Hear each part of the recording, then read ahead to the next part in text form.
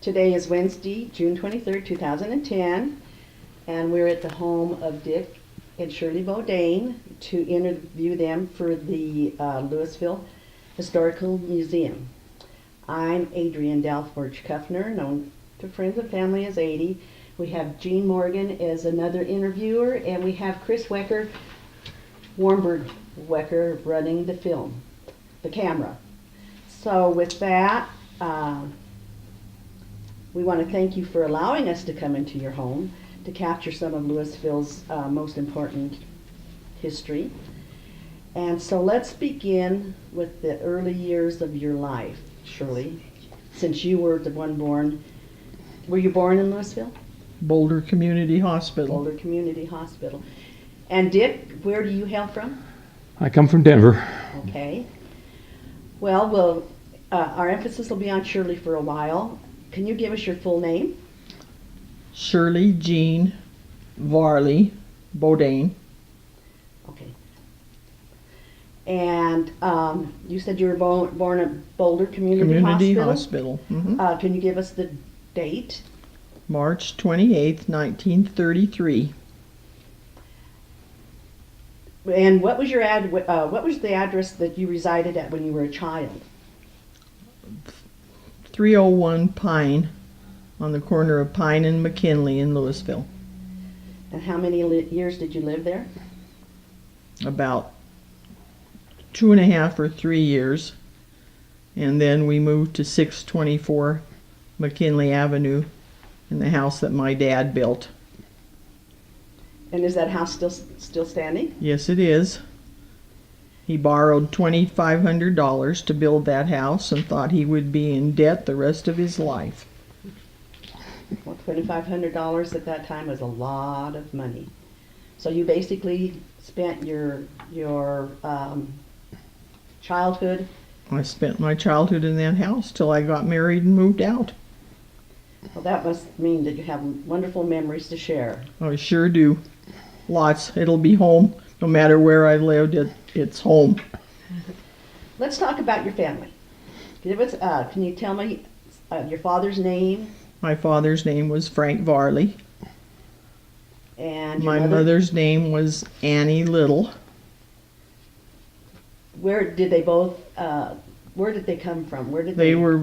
My dad was born in Louisville, never lived anywhere else except for a couple of years that he was visiting in California, but he spent his whole life in Louisville. My mother was born in Louisville, lived in Wellington on a farm, homesteaded for a while with my grandparents, but she spent all of her life in Louisville other than that. What year were they born?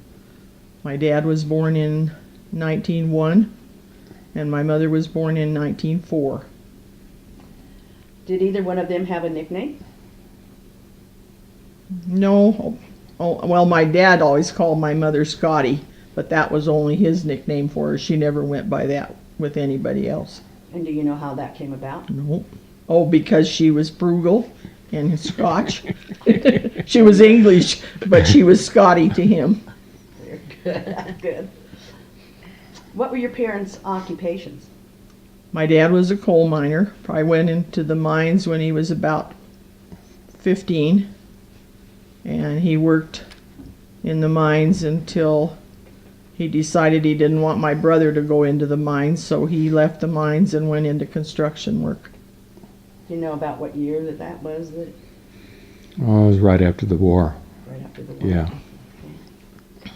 Before he went to work at Rocky Flats. Oh, so he worked at Rocky Flats. He retired from Rocky Flats. He was working on construction when they built Rocky Flats, and then when they opened the plant, he went to work in the maintenance department, and that's where he retired in 1966. Well, there's a history there, too. Yeah. Were your parents involved in the activities of Louisville? Oh, yeah. Well, my mother worked in the bank in Louisville. In fact, she was in the bank when they had the bank robbery in January of 1932. She got locked in the vault. My dad was involved he was served on the city council for a long time, and then he was the mayor to finish out Jim Heineman's term when he passed away. But he didn't run for mayor again. He preferred the council job. So he served the city as mayor and council. Hmm. Do you know how many years that he was involved? Or? Boy, I don't right offhand. I know that his term as mayor just was to finish out the term. He also served on the school board for Boulder Valley. Did your mom belong to any of the Louisville organizations like Garden Club? Well, she belonged to, I think the name of it was the Learn and Do Home Demonstration Club. She was active in that for a long time. She she was an active member of the Louisville Methodist Church and served as the treasurer until she passed away in 1970. So how long was her career as that? Was she ever home just as the homemaker? Or Oh did yeah, she didn't work after I was born until I was in high school, and then she just had a part-time job for an attorney. I believe his name was John Mackey. I didn't like that job because I was used to having her home. So you came home to the cookies and milk type. Yeah, she was always there. Yeah, that's great. So let's talk about siblings. I had one brother, Howard Thomas Varley. He was 3 years younger than me. He made a career of the Navy, and after he went into the service, he wasn't home very much, only when he came home on leave. And did he marry? He married. He had one daughter, and he was divorced very early in his marriage, and then he married again in 1972 to a lady who had 4 grown children, and he had a great family. Wonderful. When he was a kid, did he have a nickname? Tommy. He had a friend, Keith Hellert, Yes. that lived close by, and my mother used to hear about 2 boys and a dog. So it was always a dead giveaway because they had, everywhere they went, this mutt dog went with them. And so it was, everybody always knew who they were because it was always the 2 boys and the dog together. So what was your relationship like with Tom? Usual childhood? Usual childhood. We had a good relationship. And we maintained that relationship all through the time that he was away. Any special memories of an ornery situation that you played on him or he played on you? Or Not particularly. He had a couple of incidents with a neighbor, Darlene Moore Del Pitts. He and Darlene painted the landing in my folks' on the way to the stairway to the basement. They painted it fire engine red without any permission from anybody. And they started a fire in an open lot behind us right next to where the Moores lived. And then they went inside and closed the drapes so Darlene's mother wouldn't see the fire. oh, I'm getting some very good information on Darlene. So basically, your relationship, it was just the regular sibling. You had your sibling rivalries, but great love for each other. Oh yes. Probably our biggest rivalry was when we got a bicycle for Christmas that we had to share. And I always felt that I didn't get my share. But it was a boy's bike and I had trouble riding it. And is Tommy still living? No, he passed away in 2005. He was living in California at the time. Well, those are sad times. Yeah, they are, but we were fortunate. We got to see him just a couple of weeks before we died. We thought he was going to have some surgery in Reno, and it turned out that he couldn't have the surgery because of his heart condition. But we had a great time for those few days that we had gone up to be there when he had the surgery, and we had a great 3 days with him. Super. Well, I'm glad that you had that time Yeah. with him. It's important. Yes, it is. So let's talk about your grandparents, your great-grandparents. Do you have any memories of your great-grandparents? No, I didn't even know my maternal grandparents or my paternal grandparents because my grandfather died in 1915 and my grandmother died in the flu epidemic of 1918. So I didn't know them at all. I did know my maternal grandparents, and they lived in the house right next to where I grew up. My grandpa's name was Thomas Little, and my grandmother's name was Jane Nixon Little.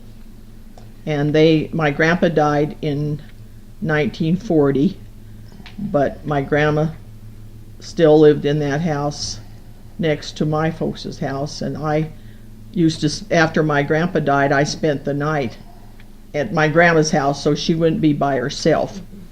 And then in 1950, I believe, she fell and broke her hip.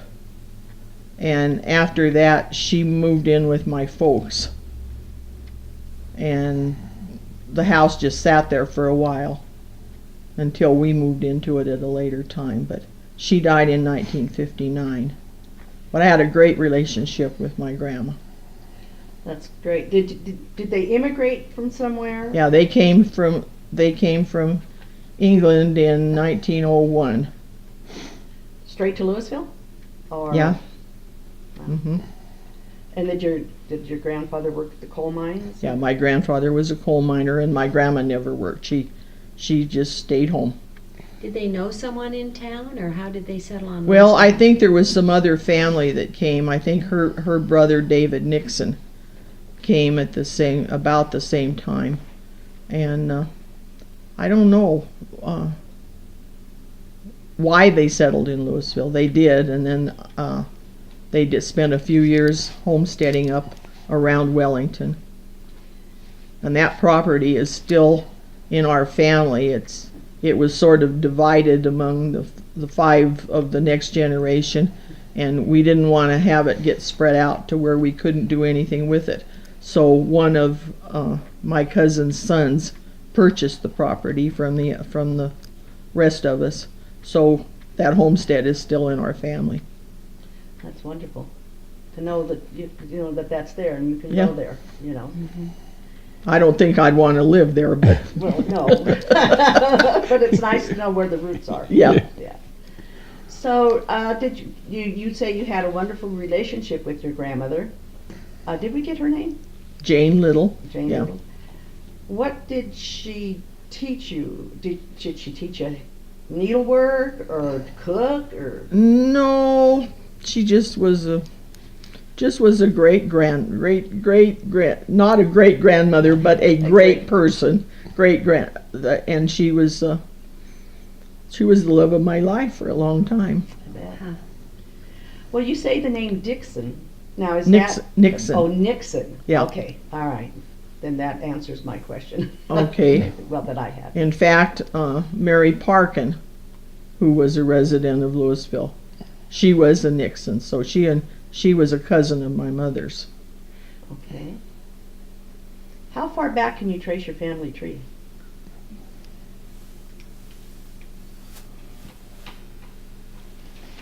Well, we have gone into the genealogy some we got started on it through a cousin of Dick's, and there's about 7,000 names in that database. Of course, a lot of that is on the Bodhaine side. Mhm. Uh, I probably couldn't go much further back than my grandparents. Okay. So do you have a special piece of furniture or a family heirloom that belonged to your I parents or have grandparents? I have an old ice box in the other room. So it holds a place of honor in your Yes, home. it does. It belonged to my grandmother. It has a water well in it. I wouldn't want to drink anything out of it anymore. But it's special. Good. What about aunts and uncles? Did you? My dad had one sister, Nancy, who was married to Albert Chaucert. And my mother had two sisters. My mom was the oldest, and her next sister was Agnes Little, who was married to Fred Durkis until he passed away, and then she was married to Frank Huberford. And then my mother's youngest sister, Gertrude, was married to Anthony Martella, better known to Louisville people as Blackie. I have 3 cousins through my Aunt Agnes, and I had several through my dad's sister Nancy, although most of them are all, in fact, they're all gone now. Did they play a big role in your life?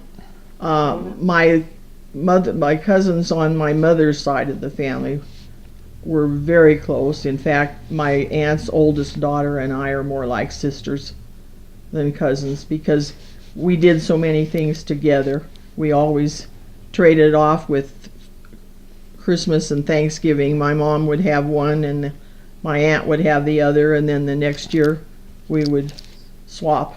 So we only had to go away Christmas every other year. But I'm still very close to that part of my family. When you think back on your mother and father now, what do you realize about their life that you didn't understand when you were growing up? I didn't realize. I don't know. They just. I never knew them to argue or fight. I don't remember them ever having an argument. That's something to be said. I think probably one time when my father celebrated after a football game and came home on Thanksgiving having celebrated, he was a little bit in the doghouse, but I just never did know him to fight. Well, it sounds like they were very happy. They were. And how do you feel that they felt about the circumstances of their life? Did they?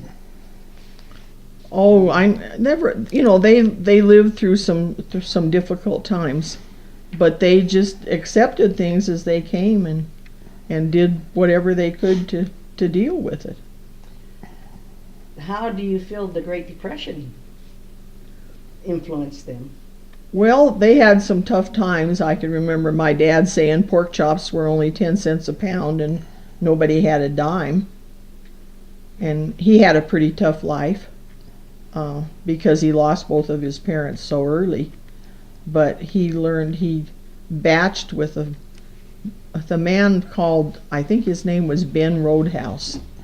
And he batched with him until he was a little bit older and got out on his own. But my dad could cook, he could darn socks, he had a button collection you wouldn't believe. He saved every button that he ever took off of anything. He had a jar of buttons about like this. Do you have that jar of buttons? No, I don't anymore. I had them for a long time. Now people go to antique stores looking for those Yeah. buttons. Little did we know. Right. What sort of lesson do you think you learned from your dad? If you would learn one thing from him, what would be an important thing that you would get from him? Well, you make the best of what you have. Very good. What about your mom? Probably pretty much the same with her. She She was never one to complain, and she just accepted things. She didn't get all upset about most.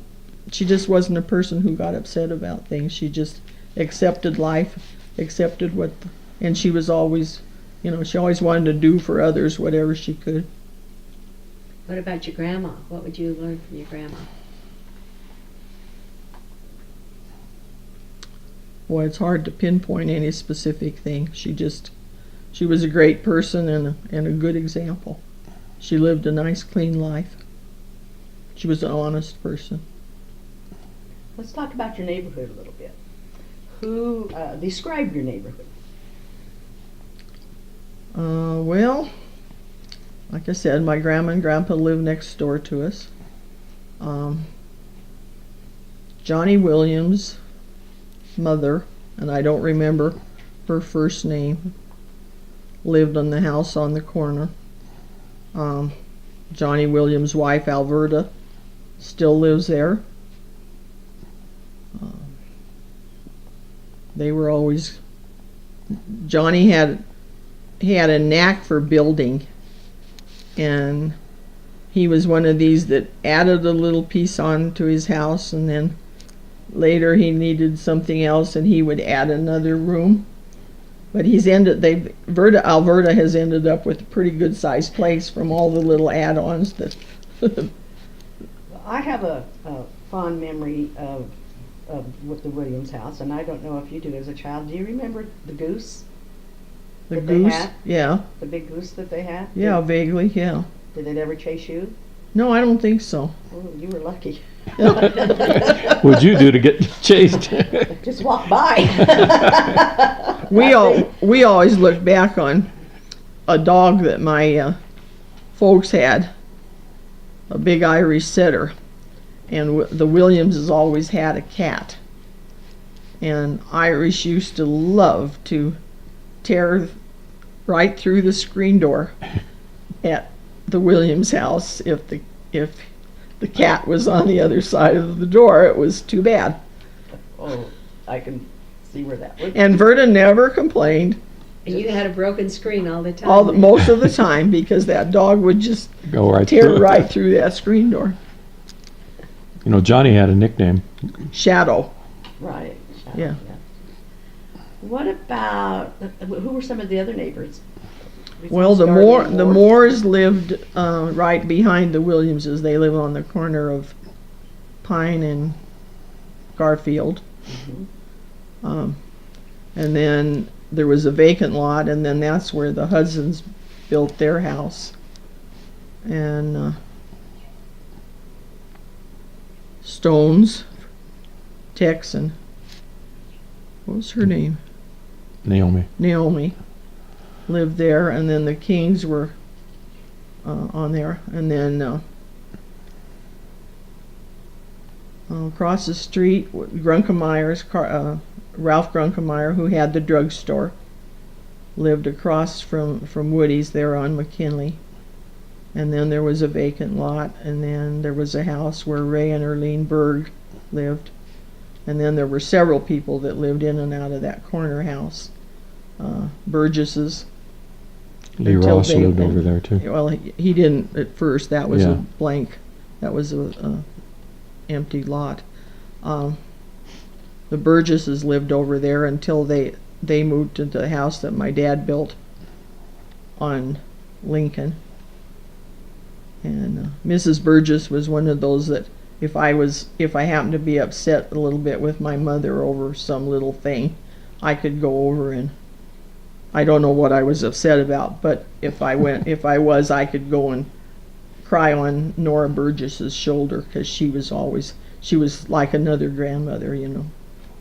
It's always good to have a shoulder to cry on. That's right.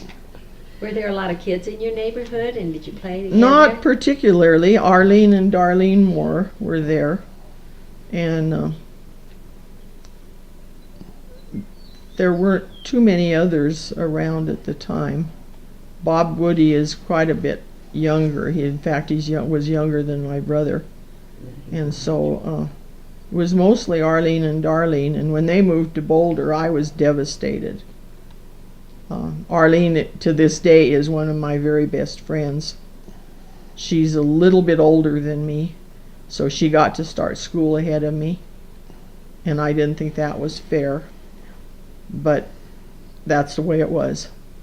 And she always kind of gloated that she was older. So now, paybacks, you know what they say. That's right. So I always remind her when she gets ahead of me, and then she always calls to remind me that I'm catching up. But you know, there's no friends like those old friends. Oh, that's right. So basically, she was She was one of my very best best friends, and to this day she is. Okay. So then your other friendships that you made were probably in school. They were school, yeah. Leo, who lives in the house that was my grandma's house, was in my class from Leo Dvorsky, was in my class from the very beginning. I still have contact with an awful lot of people that were school friends. To this day, I talk to several of them on the phone or by email. Can you name some of them for us? Oh, Madrine Richter now, but it was Madrine Prink at the time. Enid Wilson was one of my classmates, but I haven't heard from her in a long time. George Brown came in the middle of a first grade class.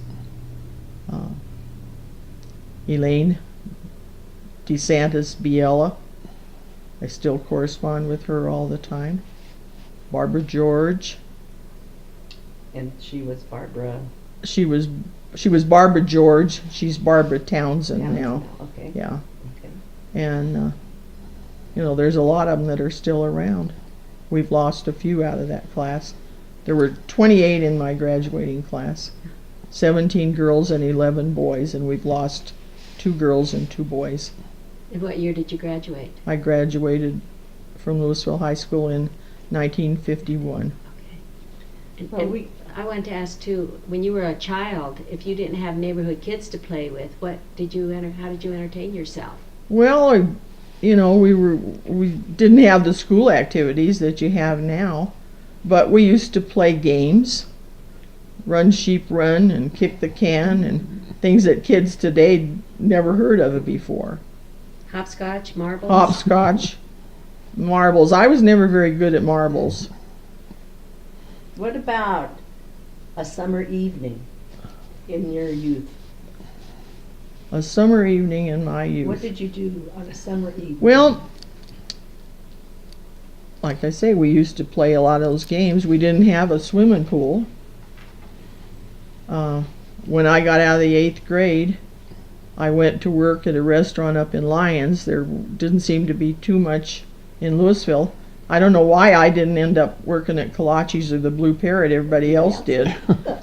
I did later, but I didn't at the time. I worked up in Lyons for a couple of summers. And then you got there how? Well, you just lived up I there. you just stayed lived with up my there. Okay. aunt who lived up there, and she transported me. She lives right at the junction from the road from Longmont and Boulder, right there, that goes right on the river. And I spent 2.5 summers up there working in a restaurant. Then I went to work in Denver. What was the name of the restaurant, do you remember? The Lions Cafe. Very good. Is it still there? The building's still there. It's not a restaurant anymore. I worked for a couple the first year, and then by the next summer it had different ownership, but I worked up there again, and I started the 3rd summer up there working in a drive-in restaurant, but it was a real rainy summer and the tourist travel was very low, so they just couldn't afford to keep me. So I ended up getting a job in Denver. Well, let's talk about Louisville. Okay. Can you describe what it was like being raised in Louisville? Well, I probably didn't realize it at the time that I did as I got older, that it was a great place to grow up. It just, we didn't have a lot of problems, and we just I just liked it. But I like I say, I realized as I got older that it really was a good place for kids to grow up. Can you remember any of the town characters? Well, I can remember when I used to walk up Pine Street from downtown. There was a man who lived, I think probably on Lincoln, south of Pine, who used to drink a lot. And I was always afraid to go past the barn behind where Dvorsky's live now. Because he used to hang around in that alley, and I was always kind of afraid to go by because I just knew he was going to jump out. Because he was real tall and lanky, and he would weave as he was walking up the street. I wonder, well, I know there was a town character called Lanky. I don't surprise it was Lanky. That was Lanky. That was Lanky, okay. That was Lanky. Because he was one of my Uncle Steck. Do you remember Steck? No, I Frank don't. Molk. I don't think I do. They kind of hung out. No, but that was Lanky. That was him. And then I used to be afraid of Spot Hoffmeyer, because he used to say he was going to grab you and chop off your leg. But it wasn't that he'd been drinking. He just liked to tease. Right. It worked. Yeah, it worked. Stayed away from him. It worked. Yeah. I noticed you Yeah. still have your legs. I still have He them. didn't Yeah. hook up with you. Yeah. I had another neighbor up there that I really liked, and her name was Elizabeth Binks, and she lived in the rock house on the corner of Pine and McKinley, or Pine and Garfield, and she had really, really long hair, and she'd wash her hair, and then she would have me come over and part it for her so that she could get it braided, because it was clear down her back, and then she'd give me a Hershey bar for doing her hair. And she was a delightful lady, but she always asked a lot of questions, and my mother had always taught me not to lie. So when she asked me questions, I answered them. And my mother said, "Why do you have to tell her all of our business?" And I said, "Well, because she asks me questions." So I answered them. And you never told a lie. Dig in the dirt. But it really puts you in a spot when you're a kid. But she taught you that, so it was Well, her that's fault. right. It was my mother's fault for telling. And your friend's fault, maybe, for asking. Well, questions she you just shouldn't was a ask. lady that liked to know what was going on in everybody's life. She had a good source. She was a delightful lady. Maybe she washed her hair a little more often than she needed to. I don't know, but I used to go over there, I used to part it across here and then part it in the back. Yeah. So, and then she would braid it and then she would wrap it. But she was a really nice lady. And we are talking Hershey bars, too. Yeah, those nickel Hershey bars that cost you $1 or whatever now.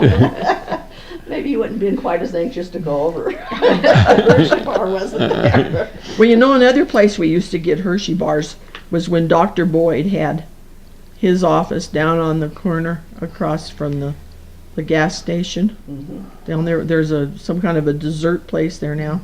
Oh, And if you go there Pine in Maine. Pine and Maine, if you went there trick or treating, you always had to do something. You had to do Yes. some kind of a not a trick, but you had to sing a song or recite a poem or something to that effect. And then I think he probably had the best treats in town because he used to give out those big Hershey bars. That would have been Not a those real- little mini ones now. That would have been a real treat back then. It was. You know, That was a while ago. yeah. He didn't hand out, kind of like our dentists do nowadays, toothbrushes. No. No.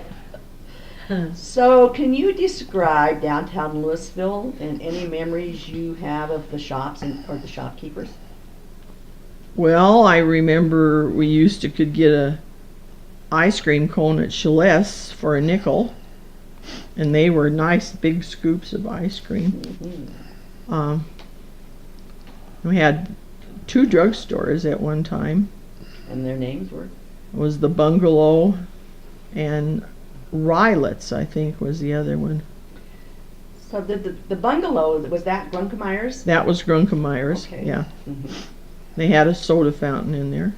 You weren't one of the kids that went with my sister and when she charged No, lots of money? no, Okay, I just wanted to clarify that. no, I had never heard about that. It's a good story. What about, where did you get your family groceries?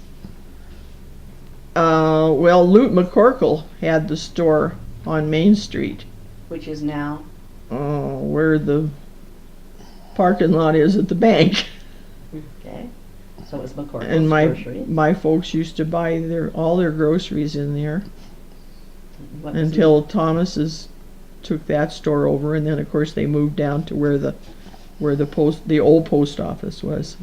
But I can remember as a kid, I don't think we ever shopped very much at Ed Smith's store. Was all pretty much always at McCorkle's. And was that before Jayco's, or was that at the same time as Well, Jayco's? I or think do you remember? Jayco's was up there too, but we just Oh, had my mother had just always been in the habit of shopping at McCorkle's at City Market. Do you remember anything about the McCorkles? Yeah, We I do. do. When we bought our little house on Pine and McKinley, what did we pay for that house? $2,500. $2,500, and we didn't have the down payment, so we borrowed the down payment from Lute McCorkle, who made a habit of lending money with very little interest, and I think our loan to him was like $30 a month. Of course, that was in 1955, and that was our that plus the loan from the bank to buy our little house. That house didn't have a bathroom or a furnace, and Shirley's dad and I ripped it all out and rebuilt it. Now, this is your first house together? Yeah, our Mhm. first You're house. talking about? Okay. Yeah, So the McCorkles just had enough money that they could help they town could do folks that. out. Yeah, they were well enough off that they could afford to do that. And every transaction was written Yeah. you by had to hand. He had this Oh. sheet, and you could the printing on it was so small, but it was just as neat as a pin. Uh-huh. Every payment we made, $30 or whatever the date was, and we got it paid off. You know, it seemed like a lot at the time. Kids today would laugh. Oh, yeah. That's $30? nothing. Yeah. I mean, That's Hershey money. yeah, that's right. Did they do the same with groceries? I mean, if you were having hard times with Well, I carry think the over, miners, which was typical in those days, you know, the mines didn't usually shut down. They usually shut down in the summertime, and the grocery store would carry people through the summer, and then, you know, you didn't have to have any signed contracts or anything, because as soon as the fellas went back to work, then they paid their bills. But Charlie Thomas even did that. I can remember, you know, after we were married and shopping at Thomas's, he used to carry Many people through the summer, and then but it seemed like at that time people's word meant a lot. Yes. He carried people, not just minors, he carried A lot of people. single mothers, which my mother was. Yeah. And, you know, he was a very generous person to Oh, the yeah. people in No in- doubt in about town. that. Right. You know, you talk a little bit about how little $30 a month for a payment was, but what did income for Well, that Vermont was people? just it. Well, when Dick got out of the service, and he went to work for the phone company, he made $46.50 a week. So that's like $160, $170 a month. Yeah. So And your I still went- $30 was a lot of money. When I got out of high school, I went to work for the city and county of Denver at the welfare department. And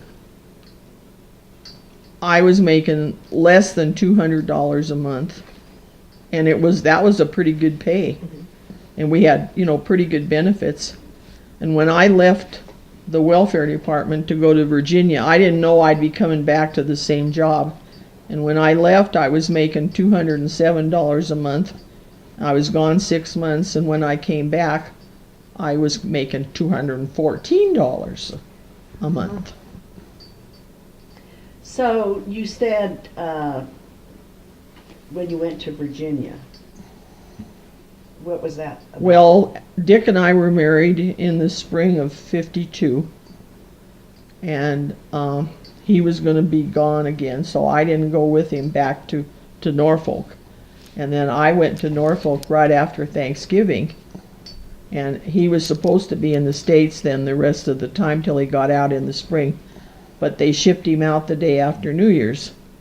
So I was clear down in Virginia, and we were due to get out in late April, early May. And like most young married couples, we didn't have a whole lot of money. And I knew if I came home, then I wouldn't have the money to go back. So I just stayed down there and stuck it out until he came back, and then we came home in the spring. Navy does things like that. It does, Yeah. but we'll get to that type of thing a little bit later here. But let's bounce back to Louisville. And so do you remember any other landmarks that would be important to discuss, that left a lasting memory? And Well, the train station used to be down there right by the railroad tracks. And I used to take the train? Yeah. I used to take the train to Denver. Remember what they called it? No. Wasn't it the inner? Interurban? No, it wasn't the Interurban. interurban. Wasn't I it? remember my dad talking about the interurban, Uh-huh. but it wasn't that when I took it. But I used to take it. I used to take the train to Denver and then take the bus to where I had to go to get to work. But Do you But the remember two- how much it cost you to take the train? boy, I sure don't. It wasn't very much. It seemed like a lot at the time, Sure. but it wasn't very much. But I used to take it. Time-wise, it worked out just right because I could take the train in and then run up the 44 steps to the Viaduct to catch the bus. What about movies in Louisville? Did you go to the movies? Oh yeah, I used to go to the movies, and Sandy Biella was the one that owned the theater at the time, and that was where Senior Teas had their restaurant, and what's the name of it now? Alley The Cat. Alley Cat. But we used to go to the movie, and I can still see Sandy coming down the aisle. You kids, shut up! You, I remember Ann and Carbon. yeah. Yeah. Yeah. Well, I'm.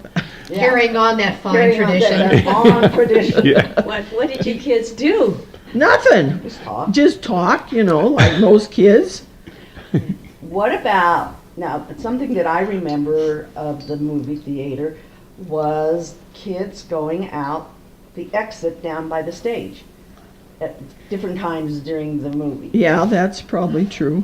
I always wondered what they were doing. I don't know. Probably some Come of back them. in? They'd come back in, but, Maybe Yeah. they were bringing their buddy in. well, that could be. I don't know, like you said, they used to go out those exits. But I think one of my outstanding memories is not the movies I saw, but Sandy, you kids, shut up. Now, would this be like a Saturday and a what do they call it? Probably Double a- feature thing Yeah, that would be probably a double feature. for a nickel or something? Yeah, I don't remember what we paid, but it wasn't very much. But there really wasn't a whole lot in Louisville for kids to do. I can remember when that pool at Memory Square opened. It was such a thrill for everybody because didn't have. Finally got a swimming pool. There just wasn't much for kids to do. We used to go up to Harper Lake in the winter time ice skating, but the boys that played hockey weren't very tolerant of little girls who didn't know how to stop and would sort of coast into where they were playing hockey. Do you remember I any got of those yelled boys' at many. names? Do you remember any of those boys' names? Jack Steinbach.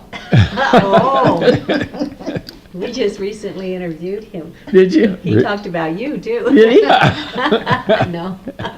Did you, as I remember going up to skate at Harper Lake, we did that a lot after Christmas, and we would take the old Christmas trees and stuff and build bonfires. Did you do stuff like that? Yeah. Did you do that too? Yeah. Yeah. It was a long way home when your feet were cold and your hands were Oh, cold, yeah. wasn't it? Well, I never was a very good skater, and I was one of those that couldn't ever stop where you were supposed to stop. And I almost got clobbered a few times because I got in the way of the hockey players. Do you, going back to the theater, was it called the Rex? The all Rex time? Theater, I don't Okay. remember it ever Never being did. anything else. And isn't that kind of where we always got our news of what was going on in the nation? Oh, yeah, because you would get the news report before the movie. Right. Yeah. So that's kind of how we were fed the news of the world. I think Yeah. that's what they called it, wasn't it? Boom, the Yeah, music, and it was the the news music, of the the world. news of the world. And we just couldn't Movie-tone wait for news. that news to get over with because we wanted the cartoon. Right. Right. Any other memories of buildings or historical moments for Louisville? Schoolhouse. Well, yeah, the school changed a lot since then. You know, we had the school at Memory Park was the 2-story building, and it had the fire escapes down both sides because the first, second, and third grade were on the lower level, and fourth, fifth, and sixth grade were in the upstairs. Well, let's talk about school days a little bit. So is that the first school you attended? Was That's the old the Louisville only Grade School? place I ever went to school was in Louisville. Okay. And Lydia Morgan was my first grade teacher, and I think she was the type of first grade teacher that every kid should have. I can remember one time she put Jack Leslie behind the organ for punishment for something, and he ate somebody's lunch while he was back there. Well, being the policeman's son, that wasn't a very good thing to do, because he was Mr. Yeah. Leslie. Yeah, his dad was the night policeman. What did she do about that? I don't remember. I just That's remember hilarious. Jack ate the lunch. That is funny. She And was I so had- sweet. I don't remember a lot of discipline on her part. She She was very was- loving. She was a very loving person. Yeah, she really was. Verona Brooks Kelly was, and she's deceased. Oh, they all are now, but she was my second grade teacher, and she was pretty tough, but she was one of my favorite teachers. I think she was one. I think you learn more from the teachers that are tough. That are tough. Pearl Callahan was my third grade teacher. Georgine Robinson, I think her married name was Morrissey, I had in the fourth grade. Miriam West, and I had contact with her up until till she passed away just a few years ago.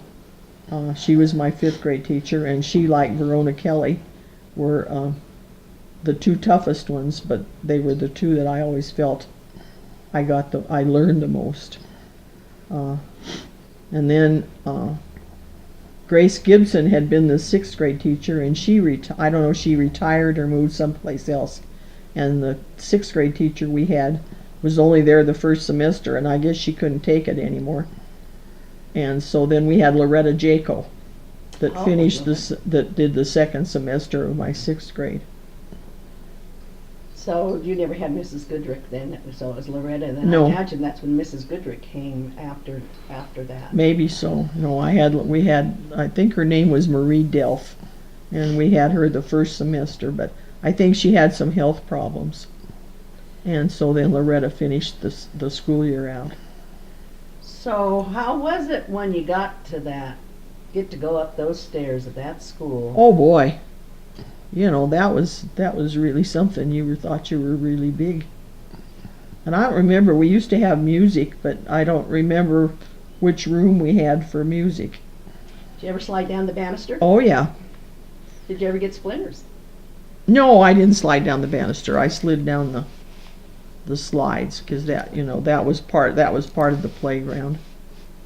Did you ever go down the fire escape? Yeah, that was how that was the slide out of each side of the building. The east side was the one from the second, for the 4th, 5th, and 6th graders. Yeah. And of course the others were already on the ground floor, but there was a fire escape there was the slide on the other side too. That in case of an emergency you had that slide out of both sides of the building. Well, but when did you use it? Just for We practice? use it for at recess to play on. Oh, you did? Yeah. And probably, did they have fire drills? Yeah, we always had fire drills. So you go up Yeah. on the second story inside and then slide down that slide? No, there was stairs from the outside. That was a big slide. Yeah. Yeah. And that was the playground equipment then? That was part, yeah, that we didn't, that and some swings Wow. and maybe a teeter-totter. Was about all. Nothing like they have now. And they were all the big metal heavy. They're The they're kinds that about will yay kill you. wide and They put a merry-go-round in later, and then a bar on that north side that you could flip around, but it was just a Yeah, straight trap- bar. yeah. Right. mm-hmm, And stand in line. monkey bars. Uh-huh. Yeah. Yeah, playground equipment then wasn't anything. Do you remember 10 minutes. Do you remember playground activities? I mean, was it jacks, marbles? Oh yeah, jacks, I remember. Marbles, I think the boys played more than the girls, but the girls always played jacks or jump rope. Mm-hmm. Hopscotch? Not so much on the playground because it was all gravel. Did you have any interaction with the Catholic school kids? Not a lot. Not a lot. Only when we started high school, of course, we got some of our classmates came from the Catholic school, and also a few from Superior. What's your favorite childhood memory from grade school? Do you have one? Oh, not really. I liked school, and school was always very easy for me, and I just enjoyed it. Just enjoyed being there and, Mhm. and having the experience. So then you graduate from the 6th grade, and you get to go to. Oh yes, you get to go up to the high school. And did you go to the high school on Main Street, or did you go to the high school on Garfield? On Main Street. So okay. Yeah. And so, who were some of your teachers? Mrs. Rhodes. We had a teacher named Mrs. Johnson.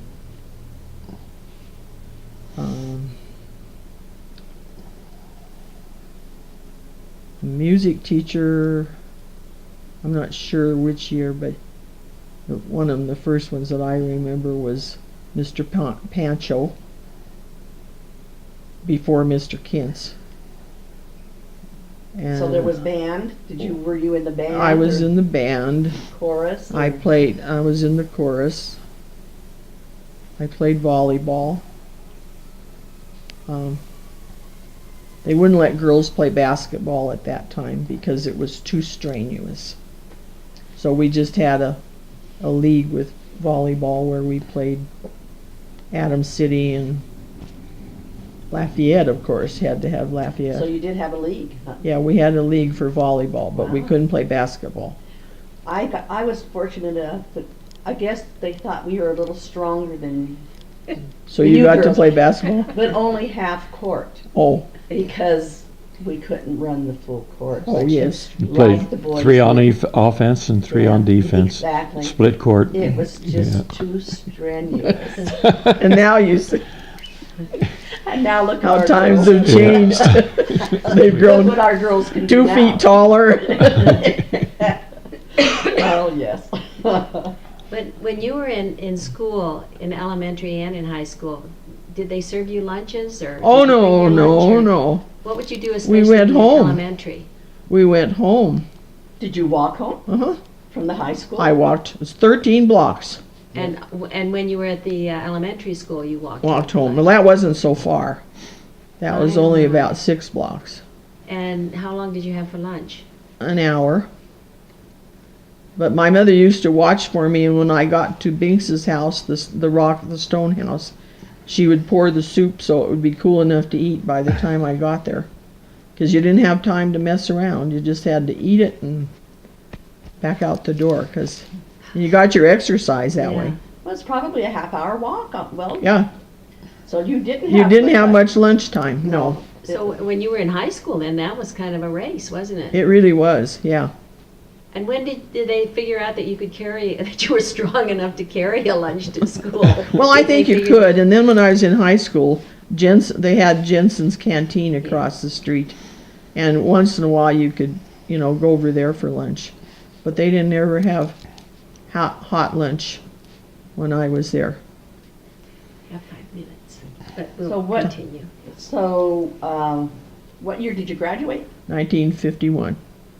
And then from our conversation a little earlier, I garnered that you didn't go to college. No, my folks couldn't have afforded to send me to college. And at that time, there weren't nearly as many. There were, I think, only a couple out of my class that went to college. A couple, including girls, or just a couple of No, there were Just a of couple of boys? girls. Enid Wilson went on to college and she was a pharmacist. And Marianne Roeder. And I don't know what she did. We've never seen too much of her. And then I think George Brown went, but he went after he started working for public service. He went to school. And Jack Leslie went in the Navy, and when he came out, he went to school. But there weren't, there just weren't very many. But I went to work right away. I got a job with the city and county of Denver. And so I was, I lucked out. I had a really good job. Is that because of maybe did you have Miss Wagner as a I had Miss business- Wagner as a commercial teacher, and if you had Miss Wagner for commercial, you could get a pretty good job most any place you went. That's pretty much what we have garnered, well, and from going to school there, that is the sole truth. You didn't couldn't have slide to- an eraser by her on an onion skin if your life depended on it. Very good. Very good. So she molded many of the Louisville, especially girls. Oh yeah, Careers. no doubt about it. She probably was the best commercial teacher I ever heard of. But like I say, you couldn't slide an eraser. This needs to be lost. Okay, well, this is the end of our first tape.